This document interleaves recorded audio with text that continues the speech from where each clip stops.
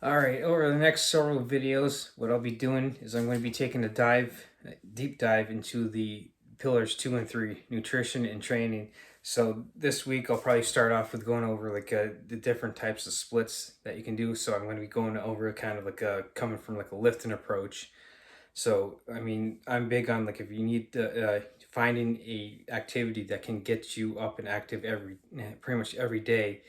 So if you're like a swimmer and or like football player or like any or baseball player, so if you're into a specific sport, lifting all the time might not necessarily be the ideal way to go about your training. So because you might have to train for that specific sport. So if you're someone like me who's more into general fitness and longevity, then like I'll come at like a with the lifting aspect of going about it for like the longevity and general health and everything. So while your specific sports like baseball, you might be doing strength training. It's more of like a in sort of like in the in season, right now during baseball season is in full swing.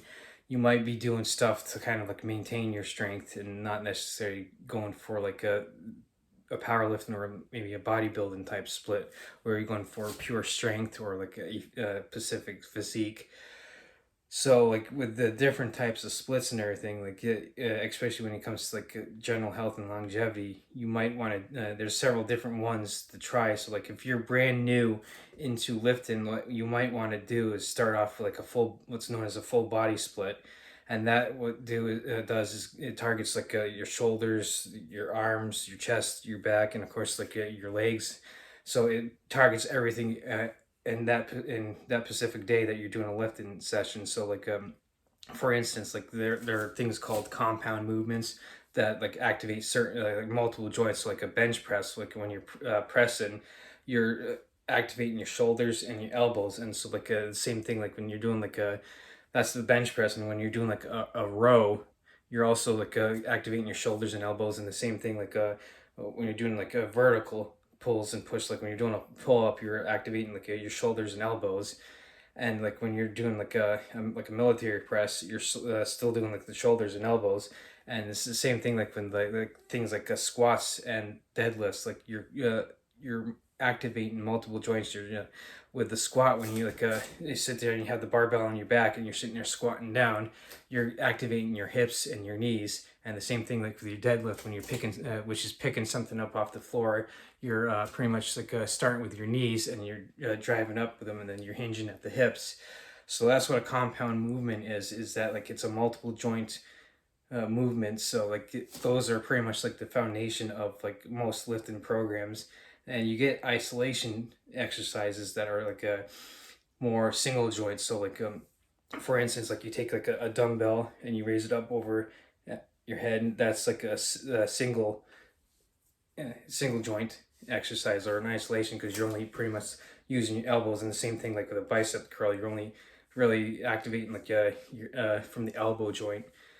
So those are like isolations. So like when it comes to like a full body split, what you might want to do would probably be the best way to start is doing like the compound movements, sort of like the big three, like with powerlifters use like the bench press, the squat, and the deadlift. So those are the big three, and especially when it comes to powerlifting. So at Athlete X Live, we just had Sweet Burns for the MVP package that he went over bench and squat techniques that you can use to improve your overall output for strength and increase like your weight you're using.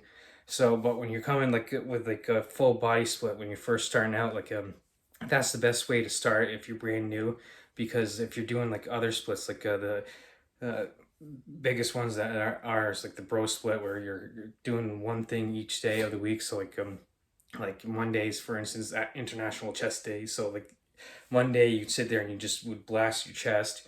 Tuesday maybe you'd switch to back. Wednesday you go to legs, and then you switch to shoulders and triceps, biceps. You'd hit each body part once a day, once a week. And then you got the other big one is the push pull legs, which like you say you start on like Sunday, you're doing like all your pushing exercises like the bench press, and like you also concentrate on your triceps, which help out your chest muscles. So they're like antagonizing muscle groups. So like you're doing like chest and triceps on Sunday, then on Monday you'd go to back and biceps, so like a pull day, and then when like a so Sunday, Monday would be push pull, Tuesday would be a leg day where you're actually working on like your quads and your hamstrings, so basically you're like your lower body, and then you would repeat that for a second time through the week, so you'd be lifting 6 days a week, but like with full body is the perfect one if you're just starting out with lifting. So because it's a new stimulus, so like when you're doing something brand new, you're going to want to learn how to do like the movements and everything. So, and this is where getting like someone like a personal trainer or getting online watching videos on how to do stuff is a great idea. So with full body, the reason why full body is great is because like with lifting being like a new stimulus, especially if you're just starting out, you're not necessarily like I'm going to be like know like not only know how you what you're doing, but like with the lifting being a new stimulus, it's easy to get completely like sore and to the point where like you can't work out the next day. So like if you're for instance like doing like a leg day when you're first starting out, you're trying like 400 or 500 pound squats. You're probably not going to be able to walk for the next 3 or 4 days, type of deal. So this is why like starting out not only with the full body but also light, so you can kind of ease yourself into it, so you're not like blasting each muscle group when you're first starting out. So like for instance like with the full body split, you like I said before, you probably want to start with like the compound movements. Now I mean some people will be kind of going in there like, oh, I'm totally embarrassed, I'm only bench pressing the bar, the 45 pound bar, and you got these other guys that are like bench pressing 450, 500 pounds, and like you got to remember that like a lot of those people that are benching 450, 500 pounds had to start out uh, way before with the bar themselves, and so like chances are when they're benching 450, 500 pounds, they've been lifting for years if not decades. So you got to take that in consideration. So like hey look, yes, I may not be at this high level that these guys are at, but I'll get there. So like you like I said, you want to start out light so that way you can kind of get the movements down, and so that way you like and also you're not necessarily like getting your point to like you're totally like sore and aching and you can't get back to the gym for 3 or 4 days. So you can kind of ease yourself into it. So like what I did when I first started getting back into exercise, when I first got sober, is I did like in the circuit. I was training at the local YMCA, and so they had like a Nautilus room where they have like a setup right around the walls. They had like a bunch of different machines that was set up so you could do a full body split and everything. So like what I would do is I'd go to each machine and do the exercise. So they have they have like a pec deck where you can sit there and do like the chest like a chest flies type of deal, or and you can also do it backwards and do like a uh, get your back and everything. And they also would have like leg curls that you sit down and like curl your legs up. And they also have the preacher curl, so you can do like the preacher curl, and they have like a machine, like a tricep extension. You put your arms on the pads and just extend your arms so you could get your triceps. So like they had a whole circuit that was set up so that way you could do a full body split. So like instead of doing free weights, especially if you're not confident enough, like I was when I first started lifting, you can use the machines, and the way like it was set up in like my local YMCA. It was like a perfect like a circuit right around the wall. So like your gym might be set up differently. So like you might have to like maybe jump around to different machines and stuff. So like what you want to do is like when you're going into the gym for the first time, get to know the setup and everything. So that way you know like okay, well, I have to do legs over here, I have to do chest over there, and I can do arms right here, and so that way you can kind of like look at it and program it the way so like you can go from one station to another, and or like if you're lucky enough, like I was, have it set up in a circle so that way like against the wall, so you can just go from one machine to another. So what I was doing was like I would do like a 5 minute warm up on the elliptical up in the cardio room. I go down to the basement where the weightlifting room and the Nautilus room was, and like I'd go from one machine to the next, like I said, and like I would do 3 sets on each machine, and I'd have like a minute rest in between each set. So like for instance, like for like the preacher curl, like you'd sit there, I would sit there on the machine. I'd do like maybe like a set of 10 curls, put it down. I would sit there for a minute, do another set, and then rest a minute, and then do a third and final set, and then I go on to the next machine. And each week, what I would try to do is like, say, the first week I'm doing, say, 30 pounds at 10 reps. Next week, I try to go in and do 30 pounds, but I try to do 12 reps for like in a sense for the preacher curl or the other exercise. So I'd either try to increase the weight or the reps that I was doing in each set, so that way I could improve and everything. So, and well, I'm not necessarily like blasting my body like I said, where I can't go back in for 2 or 3 days. So like again, like if you're not confident like enough to use necessary free weights, this is where the machines come in, and that worked great for me when I first getting was getting back in the gym, because like getting through that the alcohol induced brain fog and trying to get my mind cleared and getting to the gym and kind of trying to get my confidence back. The machines worked great to kind of learn the movement patterns, because like you might not necessarily know, like you might sit here and have to think like, oh, this is like this is how we do a bicep curl, and you're doing it totally wrong when you're supposed to like have it sort of like bend the elbow this way instead of like out like that or something. So the machines will help you learn the movement patterns, because like with the machines they're at like in a sense they're in a fixed station. So like but later on that does become a problem when like, especially when you're like with free weights, because like with dumbbells you can sit where like okay, you use like say a Smith machine for a press and everything, you're pretty much locked in at like this one range, whereas like with the dumbbells you can sit here and move them up and around in like in different positions, and it gives you much more range of motion. So that's why like in a sense free weights, a lot of people say free weights are better than machines, because you can get more control over how you control the weight and when you do each rep or something.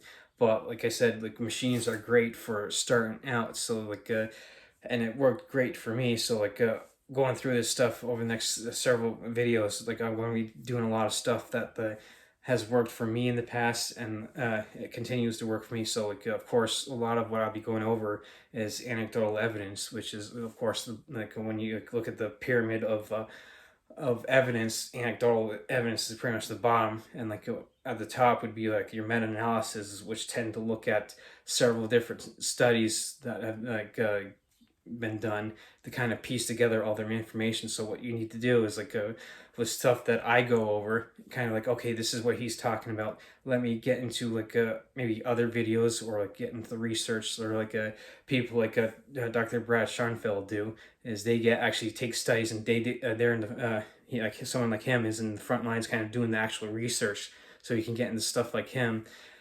Now the best advice I can give is like if you're going to get like analysis paralysis by analysis type of deal, where you're sitting and taking all in this information, like, well, this study says this and that study says this is the contradictory, what do I do?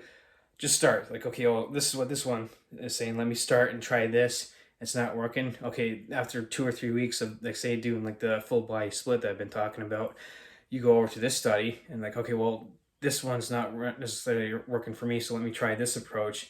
And you find that this approach is working. So now you're a month into lifting, and you've already got a month of progress, instead of sitting there kind of like with the proverbial thumb up your butt and kind of like oh, well, I don't know what to do, and like you spend a whole month just trying to do research and you're not getting anywhere. Whereas like you take one, like, okay, let me try it, and then you go on after 2 or 3 weeks or so, you try the next one, you're already like a month, maybe a month and a half into lifting. So now you already have like a practical experience of like of the month and a half that you've been lifting, plus you have the analytical knowledge of looking into the studies. So this is like the best way to go about it, is like to not only start lifting and everything, but also to get into the studies, to start getting into the analytical aspect of it, so you can do both at the same time and learn as you go. So like I said, with the full body split is the probably the best way to start. So like what you'd want to do is like 3 days of full body splits. So like there's like concepts of sets and reps. Like a set is like a helmet, like for instance, like the again using the bicep curl. Like say you just sit here and that's one rep. You do two, three, and you do like a 10 reps, and that's considered one set. So like what you can do, like start off with is the stereotypical 3 sets for 10 type of deal for each exercise you do. So like for instance, like getting back to the machines, you get to the pec deck and you sit there and you're doing like the pec deck. You do say 3 sets of 10 at say like 50 pounds, and you do like a minute rest in between each set, which is the typical rest period. Then like you'd move on to the next exercise and do like 3 sets of 10 there, and then you do maybe do 3 sets of like the leg extension machine where you're like have your legs and bottom part, your calves or your shins, and like and you lift up and do 3 sets of 10 on those type of deal. So that would be like a great way to start is like 3 sets of 10 on each machine. So now of course rest time in between is also arbitrary because like the lower your rest time, so you could go like what I've done before is 30 seconds rest. So like uh, that increases the intensity of the workout, and but it also decreases like the amount of time you have to take, and also like the amount might also necessarily mean like decrease the amount of weight that you're going to be able to lift, because like you're having like less rest time. So like you sit there and like and since do a pec deck for 30 like set 10 30 seconds, you're pretty much going right back at it, and like it tires you out faster, so you might not necessarily be able to lift as much weight because you're going faster. But the great thing about that is also it increases the intensity, but there's also like an increased rest time. So like a lot of times people talk about having like a 2 3 maybe even 4 or 5 minute rest. Like if like for instance you're going heavy on the pec deck machine, say you start off at like 150 pounds, you can only get out maybe like 4 reps.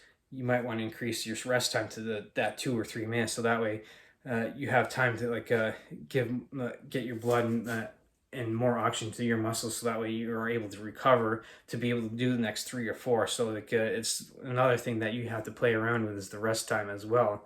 So the best things to start with like when getting into lifting would be a full body split, and like what like worked for me was using the machines. And like when it comes to sets and reps and rest time, what worked for me starting off was like the 3 sets, well maybe like 10 to 12 rep range, and then I have a minute rest in between. So that's usually a good place to start with, is like when it comes to lifting, is like uh, like I said, full body using the machines, doing a 3 to 10 rep, 3 by 10 set and reps range, and then like a minute rest in between. So like what's great for warming up as well is what I did is, like I said, I went up to the cardio room and used the elliptical, which was like a very low impact. So like I'm going to say this, and most people are in the overweight to obese, or even to the morbidly obese range. So when you're in that kind of range, you might want to have to look for something that's more lower impact. So like using the elliptical as a warm up is great for a low impact warm up, and plus the machines are slightly less more impact than like your free weights. So again, this is stuff you're going to have to play around with it when you first start going to the gym. Play around with it. So like but like my advice when you first start off with like lifting is, like I'll reiterate, full body splits, so that way you get used to the movement patterns. You do the machines, so like again you can get used to the movement patterns.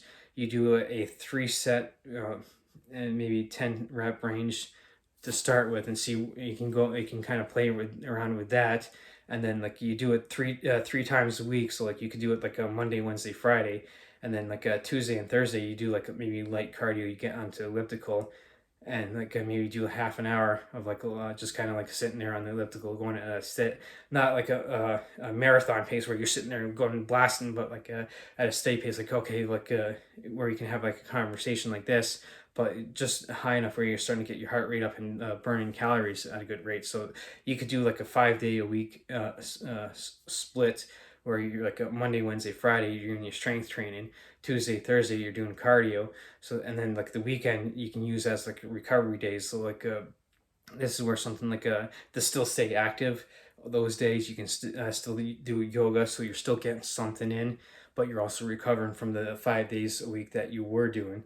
So this is probably like in my opinion, the best way to start when you first get into lifting is like I'll reiterate the full body machines. You start off with the 3 by 10 rep. Set and reps range, and you do it like 3 times a week. So this would be like the perfect way to start. So like in upcoming videos, I'll start getting into like the other splits that I've mentioned, like the the push pull legs, and the bro split. So I'll be getting into those, and I'll probably also be getting into like alterations that you could do, because those are just the most famous ones. There are other ones, so like next several videos I'll be getting into the different types of splits that you can do, and then once I get through those, I'll probably start like going even deeper on the nutrition pillar, which is pillar number 2. So this next several videos are on pillar going deeper in pillar 3, which is the training pillar.